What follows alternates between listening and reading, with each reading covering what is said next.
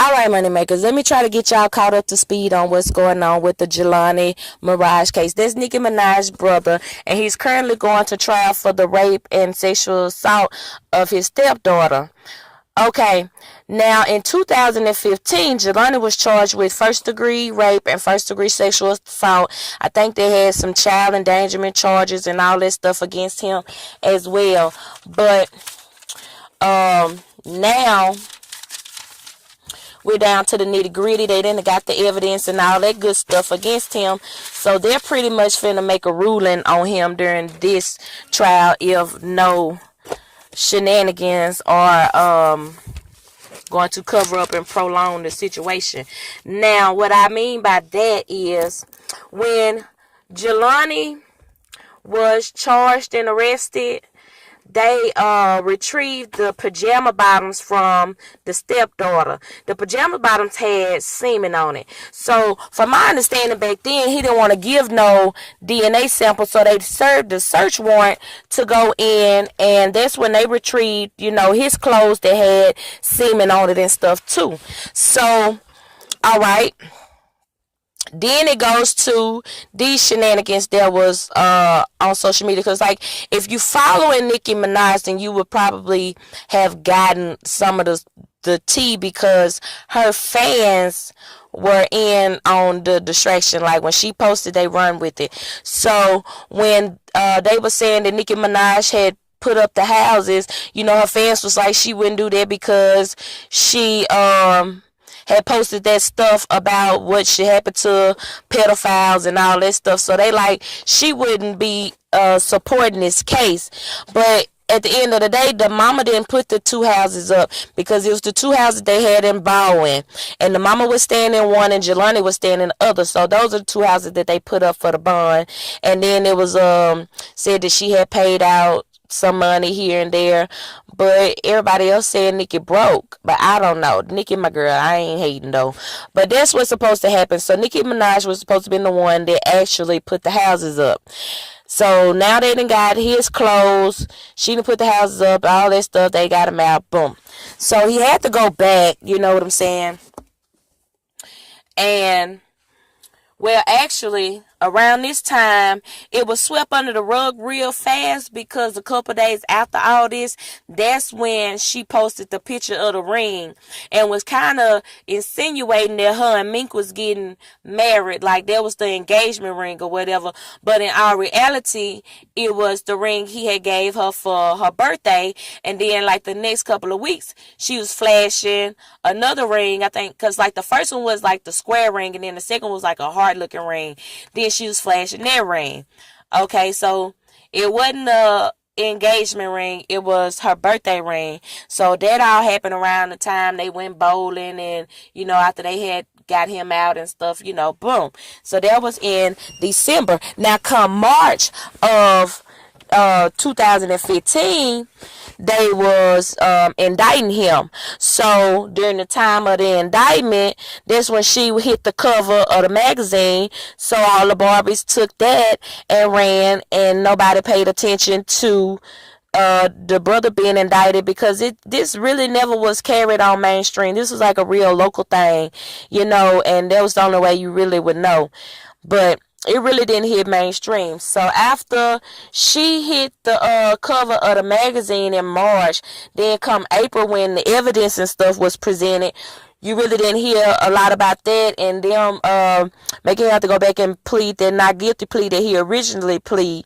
He couldn't take that deal because, they had tried to give him the 15 to life and stuff. So he had to stay with the plea that he had. And then in April, this was like April the 19th, she was voted like one of the most influencing people and all that stuff. So she was all over the town with that, the most influencing people. So the Barbies took that and ran. And then come July of 2016, July the 28th, the DNA came back with Jelani's semen from his clothes matching the semen that was found on the stepdaughter's pajama bottoms. Okay, and now if y'all remember, That's when, oh, just in case you need me, I don't mind. You know, that song come out. And DJ Khaled had just dropped the Do You Mind with the new verse with Nicki Minaj on there. And so that was my shit. That was my song. So then everybody was, I just want to get to know ya. And wasn't nobody even thinking about Jelani with the DNA matching the pajamas of the stepdaughter. Nobody was talking about that because everybody was, oh, do you mind? Do you mind? Do you mind? Do you mind? You know what I'm saying? And I ain't even finna sit here and say, oh, y'all excuse me, because my sinus and stuff is messing up and my throat is so I couldn't sing even if it wasn't. So whatever, that was still my song.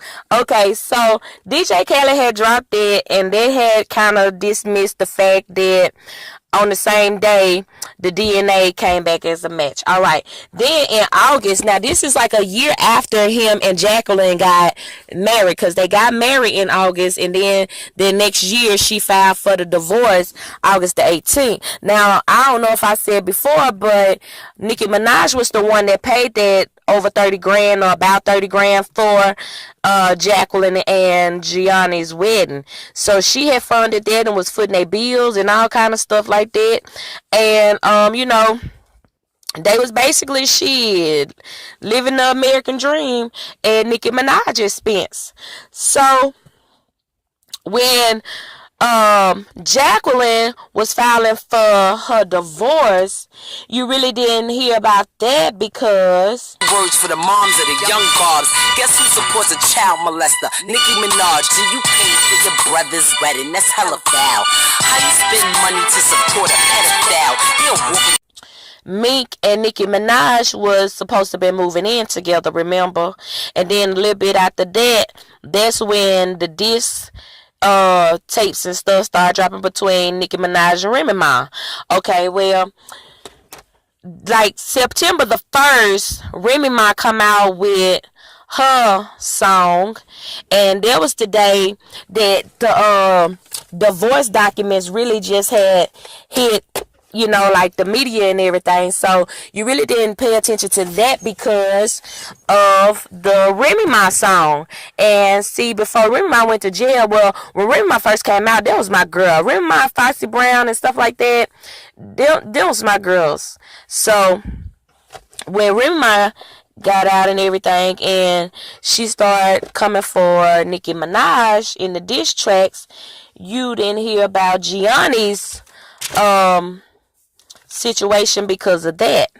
And then, okay, so when Remy Ma was saying in the thing about the Nicki Minaj is supporting the pedophile. Okay, she talking about Gianni. Spend money to support a pedophile. Okay, so she talking about Gianni. And that was like around the 1st of September. So like the 4th of September, then Nicki Minaj dropped Pink Print, her little freestyle thing. And on that day, that was the day that Jelani was firing Adrian, what is her name?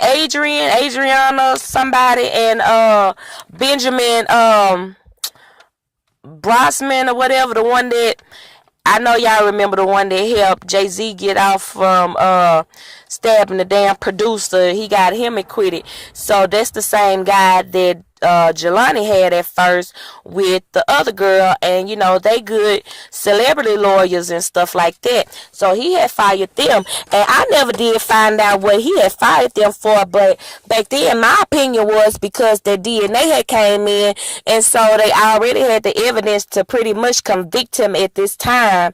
But he fired them, so that also made the case like prolong itself, you know what I'm saying? And I kind of feel like it was some inside slick shit, like, okay, well, you know, this did happen. If you file us, then that's gonna have to give you time to get you another lawyer if you're not gonna self-represent yourself.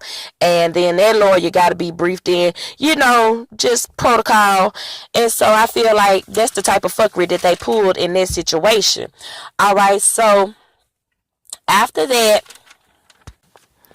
the day that Nicki Minaj was on Twitter acting a fool with the damn shoe company, talking about they had named shoes and stuff after her, and had you know, wasn't returning her call and stuff like that. That was the same day. That was in February the 3rd.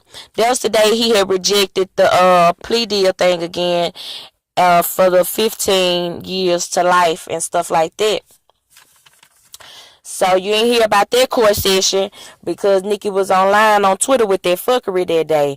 And then come March the 9th, the assistant DA claimed that he was threatening the little girl with the scare tactic of if she go and tell somebody, he was gonna start having anal sex with her. He was gonna start doing her in the butt, and how much pain that would cause her, you know, telling her how bad it would hurt, opposed to him vaginally having sex with her. So when that came out in that court session, you didn't hear about that because that's the day that Nicki Minaj had dropped them 3 songs in one day, you know, because her and Remy Ma was still beefing and stuff at this time, and this when they had dropped them 3 songs and stuff. And you know, at that time, you know, it's like they'll put Remy Ma on the song, and then the next week they'll come back and take Remy Ma off the song and have Nicki Minaj on the song. You know, doing a little fuckery like that. But it was all a part, to me, of the plan of keeping Nicki Minaj's brother out of the spotlight, you know, because it's going to raise questions about how long he been doing this, which we're going to get into on the next video because, baby, I still got some juicy tea. That's why I'm just trying to catch you up to the present day. So now we come to May the 8th this year of 2017. May the 8th, you know, they were supposed to have the trial. Okay, well, by now he has fired the other 2 lawyers, and he has hired the one we have now, David Schwartz. So Schwartz wanted to get a continuance, basically to finish briefing up on the case and getting his evidence together, and, you know, getting all his business affairs lined up, you know what I'm saying? But then on May 9th, when he was trying to file the motions to get like the DNA and stuff suppressed and thrown out, then that's when Nicki Minaj had the rumor surfing about her and Nas. And then, you know, y'all remember when Nicki Minaj was gonna pay the tuition for the student? See, like, that was the day, that was on May 8th when she posted that shit on Twitter and shit about the giveaway for the college tuition and stuff. And then the next day, that's when her and Nas and stuff, that little shenanigans about her and Nas was supposed to be came out. All that happened in May. Then he also went to court in July. And so then they was like, they're going to come back. And so now they're doing the trial. They're actually doing the trial now. It is October of 2017, and they're doing the trial. We didn't hear from the doctor. We know he didn't got up and stuff. But the thing about the trial now is that people not so much worried about the trial and the situation pertaining to the trial and that child that's, you know, supposed to be a victim. They're trying to talk about the woman, Jacqueline Robinson, about the $25 million that she was trying to extort from Nicki Minaj. So here, once again, it's more about Nicki Minaj than it is about Jelani, because the mainstreams, everything you see is like Nicki Minaj gonna be the the star witness, and Nicki Minaj gonna testify, and Nicki Minaj gonna do this, and Nicki Minaj and Nicki Minaj and Nicki Minaj, and it's really not about Jelani. Still, I mean, it's about Jelani, but it's still about Nicki Minaj, to try to keep your focus off what their trial is bringing up against her brother. Now, you already know they got the DNA sample, and then they collectively had the other evidence, that they had to indict him and everything. And they had out at one time that he had got beat up in jail. I don't know if that was true or not, if he had got beat up in jail by the little boy, the Michael Anderson boy. He's supposed to had hemmed him up in one of them cells and beat him with a broom or something. Now, that part, I don't know if it's true. I had just seen that somewhere. But, yeah. So, now we got the trial going on, and we're going to have to wait a couple of days to see how, the juror comes back with their answer and stuff. But y'all be sure to tune in to my next video, because it's some things about Jelani that, people want to talk about. And I'm going to bring them to y'all and everything that's been going on with that. Because, like I said, it has been a real low-key case. And see, me, I'll go back and, research for the updates. See, that's how I got onto the other case with the girl in the freezer from Chicago, because I was all in all looking for the case of the woman from Michigan that put her kids in the freezer. She had killed her kids and stacked them on top of each other in the freezer, and they was in that freezer for a couple years before they had found, the kids. So that's what I was looking for when I found the other case. So that was the same with this case. You had to manually go and search the updates for this case, or be following, certain YouTubers that were broadcasting, like Lovely T. I know, well, that's actually how I found out about the story, because Lovely T had posted about it in December, like the next day or so. So I've been following her for a long time. Every YouTube account I get, she's like one of the main ones I subscribe to. So Lovely T had informed me of it, and since then, I randomly check here and there. So that was that on that case. So now you're up to date, and you're brought up to the trial. Now you know what went on and what was happening, and why you really wasn't hearing about it until now. So make sure you get down in the comments, and make sure you hit that notification button, so therefore you can get the next scoop. Because, baby, I got some tea for you pertaining to Mr. Jelani, and I got some questions that we gonna answer. So holla back at your girl, like, share, and subscribe.